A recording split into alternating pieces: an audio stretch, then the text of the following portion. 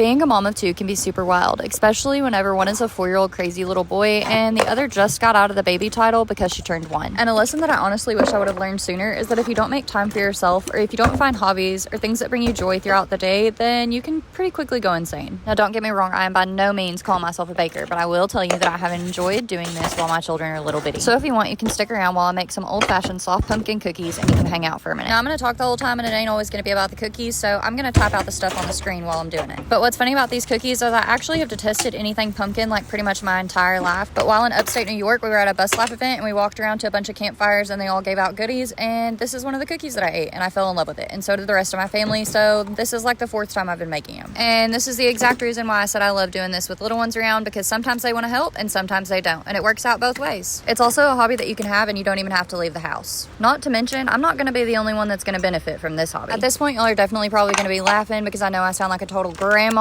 but the other hobby that I absolutely love doing is putting puzzles together, which, considering that we live in 260 square feet and there's not really a permanent dining table space to leave a puzzle out on, nor would it be a good idea with little bitty hands everywhere, so that really hasn't been much of an option the last couple of years. I also really love going for a long run or walk, and that's worked out pretty well, thankfully, because my littles love riding in the double jogging stroller. But that's about it. That's all the hobbies that your girl can think of that I have at about this time. So here I am sharing you a perfectly good recipe that you can use for Thanksgiving next week, and requesting that all the moms and anybody else who has other hobbies drop them down below so that I can try and find some new ones in the next season. However, just as I say this, I think I've been crazy enough to tell Landon after our half marathon that we ran last month that I'm willing to try and do a full. And I definitely feel like I've lost my ever-loving mind saying that, but if I am going to try and do it, I better do it before we have another kid on the way. And now that I think about it even more, having baking as a hobby and training for a full marathon are definitely not two things that go hand in hand. But come on, you can't tell me that you don't absolutely want to take one of these cookies and chew them up in like 5 seconds, because that is definitely what the boys are about to do.